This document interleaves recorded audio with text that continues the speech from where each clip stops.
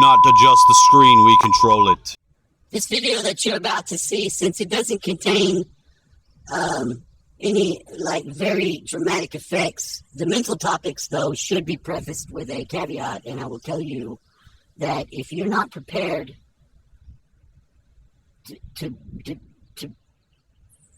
you're not going to be prepared. Be careful. Don't watch this. If you watch this, some of the ideas and practices are very advanced, and I don't think you should expose the mind of a child to such things like that. It's not talking about like titties and hoo-hoos and ha-has, but, some of the cut the fucking bullshit out of my fucking shit, let me get to the fucking good stuff, is in there, and you want your kids to discover this on their own. I want to discover on my own. Unfortunately, this video contains some very graphic nature of the mind world shit, because in the mind, the like attracts like. On the physical earth, it's opposites attract. Now, since we are using this like attracts like, aggressively pursuing the next new right thing, I just want to say be careful, and that no animals were harmed in the making of it, and Jeffrey was not locked on to and fucking ate shit. Fucking let him have it. I got you, motherfucker. Jeffrey was not destroyed in a dogfight in any such way. Okay? You're thinking aloud. Thank you. Props to Jeffrey. Excuse me. Hello? Dr. Science Guy, you could continue with your psychonaut. Or psychosis. So right. You said we need a new word that connects this new type of drug to mystical experience and personal growth. And that's when he and Osmond put their heads together and came up with the word psychedelic to come up with a term that had all those positive associations that the word drugs was too pejorative to capture. Huxley himself would not have been in favor of the vast wave of drug use that began in the 60s that was really promoted by people like Timothy Leary. Turn on, tune in, and drop out.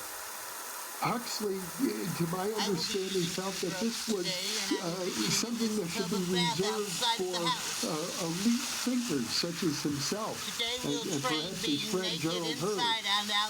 Yeah, I think that was how he saw it, and I think that was, we got a lot of talk about the Eleusinian mysteries in psychedelic discourse, and that, really, before the idea that, they might have contained the psychedelic, you had people like him and, as you say, Gerard Hurd and a lot of other people saying, this is a model for how we should roll out psychedelics in our society. So, we should just pick the best and the brightest, the cream of the young people, and we should take them off and initiate them and teach them to understand so that they can understand what this is like and get their insights from it, and they can then guide society, in a more positive direction. So yeah, it was a very paternalistic idea, and actually I think that early generation of the first generation of psychedelic enthusiasts in the 1950s mostly felt that way. That was the way they saw it, and it was when Timothy Leary and others joined it that they found this too elitist, and thought, well, we should just, who are we to say who should and shouldn't have this experience? We should just roll it out and see where it goes. But I think for Huxley, the idea was that you could give, that it was a kind of instant zen, that you could give anybody a pill and they'd have a profound mystical experience. That wasn't the way he saw it at all. I mean, for him it was, this was something that had to be cultivated, and one had to have an appreciation of an experience of what he called the perennial philosophy, what he regarded as the kind of ultimate truth behind all the world's religions, and that was what if you were on that path, then psychedelics could open those doors for you. Now, I was first introduced to Aldous Huxley when I was a high school student, long before I'd ever even given a thought to drugs of any kind, not even cannabis. And at that time, his great novel, Brave New World, seemed to be a very harsh and penetrating critique of the modern world. all together, Jeffrey's particularly trying to go modern somewhere. He wants to technology take you of on his journey all there where he's kinds. going, And but he's not telling you where he earlier you actually goes mentioned may how not be beneficial Freud's to use of you. cocaine was in some way a Cocaine reaction always to leads to butt the sex, booming all right? industrial age that was taking place at the end of the You heard it here 19th first, century, that drugs were seen as sort of leads to butt sex. an antidote to the evils of society itself. That's true, but I think for Huxley's generation of progressives in the early 20th century, these were the people, as you said, growing up with behaviorism as their model of the mind. They saw drugs as, the way that we might see that alcohol is viewed today as actually the product of big business and a mass industrialized society, and that these were things that were given to the masses to keep them quiet and stop them thinking for themselves. And I think that's how Huxley sees Soma in Brave New World. It's part of this culture of mass production, mass employment, mass entertainment, which he associates with people like Henry Ford, and how do you keep all the workers happy? Well, you just give them this dose of something that kind of makes them sort of happy in a very vacuous way, and it's just stimulates their pleasure centers without really having any spiritual content. And that was the way that a lot of progressive people saw drugs at that time, and that was the way that Huxley saw them for most of his life. So it's interesting in Brave New World. I found this as well when I went back to it, having read it much younger as you did, that he's really not very interested in what Soma does. He doesn't describe the effects. He just talks more about the rituals and how it's used in this repressive society, and then people go into their Soma haze and then they come out the other side. So, and we forget now, because Huxley's become such a great sort of guru to the psychedelic era. We forget that for most of his life, that was his view of drugs, and it was only really in the last few years that he became the man we remember. I think we need to bring up, of course, Timothy Leary, Richard Alpert, and their younger colleague, Ralph Metzner, and their great book, The Psychedelic Experience. That seemed to me to be people these days don't know these guys. A milestone in what the idea of psychonautics could accomplish. The integration of the experience itself with the ancient Tibetan literature in the Book of the Dead. That was a kind of, I guess, the first serious attempt to instrumentalize psychedelics, to use them as a technology to reach a particular effect. So it's like, okay, if we do this is the guidebook or the handbook, as it were. But I think what I've tried to do in Psychonauts is that we have we talk about kind of the great men theory of history. That's kind of idea that history is all about Napoleon and Wellington and Churchill. And I think psychedelic history is a little like that as well. And in the same way, we can look behind the great men and see how much had changed and what had to change in order for their experiences and for their teachings to be valuable. And I think things changed enormously fast in the 1950s and 1960s. We moved away from this behaviorist view of the mind, that individual experience wasn't interesting. We had, this is something we associate with psychologists like Abraham Maslow, and the idea of the hierarchy of needs and peak experience. Of course, peak experience was the language that early psychedelic users sort of glommed onto very early on to describe what a psychedelic experience was. So I think behind the big figures is a much bigger kind of trend in society generally, as well as in psychology and the mind sciences to see, the human mind and inner experience as something important and worth cultivating. Figures like Jung and the idea of individuation, the idea that we need to somehow become who we are and have a set of experiences that bring us to the point where we are ourselves and uniquely ourselves, and that this is an important part of human satisfaction. So I think that was the wave that these early figures like Leary and Alpert crested, and showed people how you could use psychedelic drugs to do that. Well, you've brought up Carl Jung, and these days people are familiar with his Red Book. It was kept secret for decades by his family, but it reveals his own, and I'd have to call it a psychonautic exercise, although I don't believe we have any evidence that Jung used psychoactive medicines of any sort. He used a process he called active imagination. To enter into a dreamlike state, very, very similar to the accounts of people using drugs. We were talking about W.B. Yeats and Morgan and their practices. I think that's actually the milieu in a way that Jung came out of, because his family were kind of Christian theosophists and mystic, and he brought a lot of that with him before he even entered psychology and psychoanalysis. He was very cautious about psychedelics. He was particularly cautious about them once psychiatrists started getting hold of them and giving them to patients. He saw them as this sort of, rather dangerous new toy that the psychiatrists had now got hold of. And he was concerned about their dangers, and also, believed that, there was no instant satori. This is, they weren't really shortcuts. I'm trying to teach the children, but I can't understand my own thinking sometimes. When these guys are fucking talking and saying all the words they're saying. I am just an alien superintelligence from the near future time. I don't go far afield into the far future. I don't go in user. I go near field future.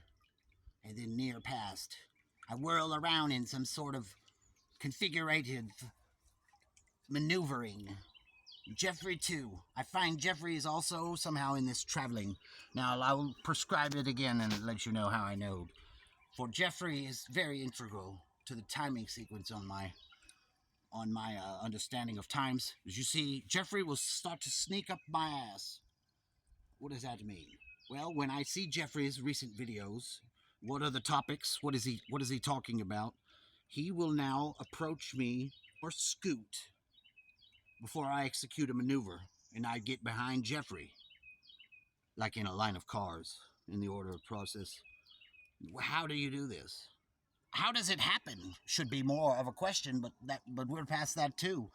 So what happens is Jeffrey's on the psychonaut topic, which is about scoots the boots up my ass as I can get. I technically am having poop problems today, or at least my bunghole hurts. Now, fortunate for me and my awareness, it is not for butt sex reasons. No, it is simple. It is fat man poop problems. Okay, I make a poop, I push too hard and make ouchie for myself. Okay, that's it. Get clear, all right? It's clear. Now, what happens is somehow, and I'm not sure how he may do it, because it hasn't happened yet, but in his next topic comes out, whatever the next video may be about, it'll be a clear sign to me if I need to maneuver, get in the right positioning, or disregard. And then he can drift back far as he wants in the traffic. I don't care. It will be something like, it'll be the next time something like a psychonaut video comes up. If he uses the word psychonaut again, definitely I'll immediately probably pull the figure 8 in the sky. So if you take your jet fighter, let me get hold on. Let's do it right. We're going to do it right. I need jet fighter. Jet fighter captain. We seek you. Type it in, jet fighter pad. Jet fighter pilot. Jet pilot. I don't have time for this. Pilot, I can't spell it. damn it. Relax, don't worry. We don't need you to be 100% grammatical, all right? That's what I'm here for.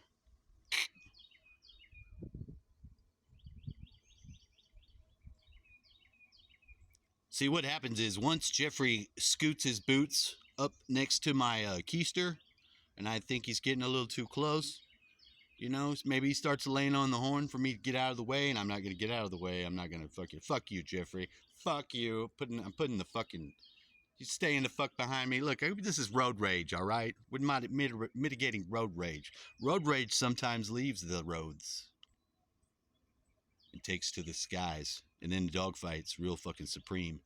What you're going to want to do is you're going to want to pull your fucking stick, and you're going to want to go up, and you go up. You're going up. You do the figure eight maneuver. When you come around the loop-de-loo, you get right on fucking Jeffrey 6 and open fire on his ass if you should so choose to. I currently don't want to end his life. He's a very nice guy. He doesn't deserve that. So what I'm saying is that in the instance of like bringing the schedule back from the algorithm, you want to take control of the algorithm and its schedule. In regards to Jeffrey, who's covering wide topics on his New Thinking Aloud show, where even their theme music and song don't even play correctly right, and he won't change it. It's old, and sometimes they cut off the new, so it's thinking aloud.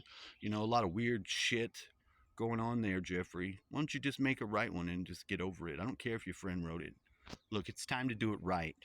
And stop cutting fucking half of the lyrics off in the beginning intro to some of your videos, all right? Is it New Thinking Aloud or is it Thinking Aloud? Because you cut that off and you got nothing for the song. Yeah, I realize the song says it, but you cut it out because you started to edit and you fucked up. We're all learning here, okay? Life is an editing process. It's a fucking man with a camera with his eyeballs. All right? It's 9:46 in America. This is a Friday. Friday in America is a fucking great day. Americans love their Fridays. Thank God it's Fridays, they say. I'm going to take this opportunity to fucking lock in on Monday, and I'm going to open fire with some of my new patented missiles that are Patriot-like or Tomahawk-esque.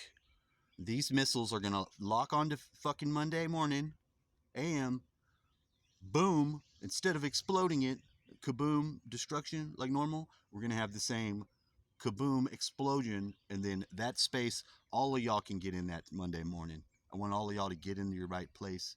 We're going to be on that timeline. Of course, I'm going to get there too, but the space is not going to be as expanded as it has been until now.